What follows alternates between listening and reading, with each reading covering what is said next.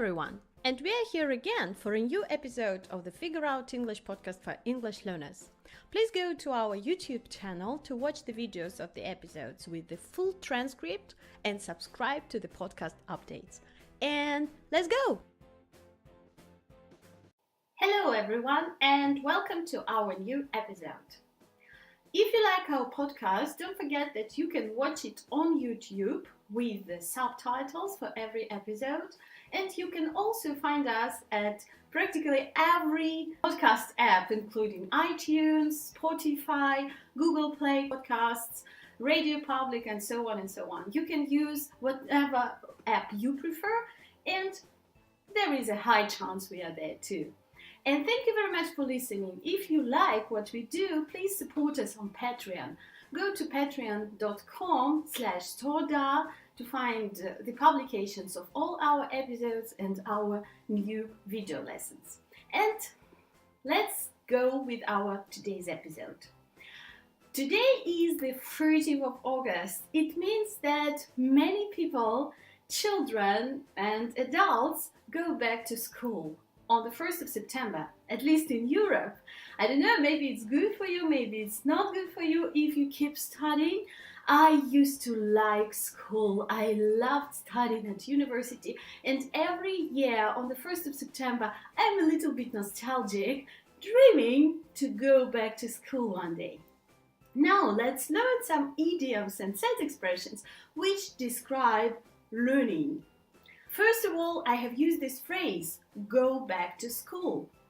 We all know back, yes, like to return, but please be careful about this phrase because it can mean two things. On the one hand, I can say, yes, I'm going back to school on the 1st of September, meaning that a new school year starts. It is also a set expression, school year, not learning year, not school studying year, but we say a school year. But it can also mean that you have decided, you have made up your mind to continue your education. For example, if you didn't go to college after school, or right now you would like to continue and do master's degree, you say, I am going back to school, meaning I am learning again. I am renewing my educational process, if you like. Do you plan to go back to school? And we are going on with other phrases and set expressions. When you are studying at university, for example, you will be doing different courses. Students often ask me, what is the correct verb to use here? To have a course? To make a course? No, you do a course. For example, this year I do mathematics. Okay? If you start a new course, you will use a phrasal verb, take up. I want to take up more courses this year. Or for example, I want to take up singing. Yeah? You can say it about an official course, you can say it about an online course. If you start learning a new skill, you will be using this very handy phrasal verb, take up. And the opposite of it, if you decide to finish, yes, or not finish, not complete, but if you stop learning something in the middle, for example, we will say give up. Yes, I want to give up singing. I don't have time, for example. And if you give up the whole course, the whole university studying process, for example, it's called drop out. Yeah, you can say, he dropped out, yes, from school last year, for example. And we all use this phrasal verb as a noun too. For example, here is a list of famous dropouts, yeah, like Steve Jobs and Bill Gates. They didn't finish their university courses. We call them dropouts. Here it is used as a noun. And we are going on. If you study hard, if you are a very good student and if you like to study like I used to, you will probably be called a nerd, okay? But everybody at some moment needs to study hard, especially if you have been skipping class throughout the semester. Okay, if you don't go to the class, you are supposed to, but you didn't show up, it's called to skip class.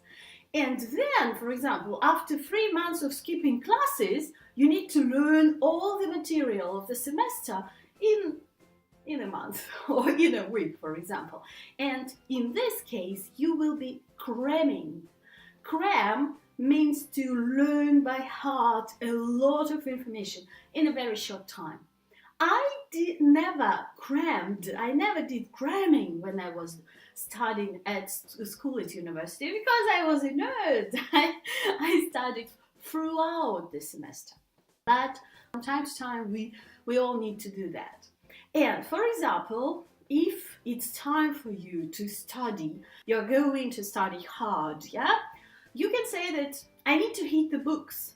It means I need to sit, take all the books and learn, yeah? So I need to hit the books, to start learning very actively, for example. And in this process, we very often have to study throughout the night, right? We don't have time, we work or we do something else during the day. And if you study throughout the night, all night, it's called to pull an all-nighter. And very interesting pronunciation here, to pull an all-nighter. An all-nighter, to pull an all-nighter. My friends like to pull all-nighters. I'm not so good at that, but what about you? What are your preferences? How do you prefer to study? And some more phrases for you. For example, if you want to say that you are late with something, yeah? You haven't studied and right now you need to get to some point where you should compensate for all the missed time and material, it's called to catch up.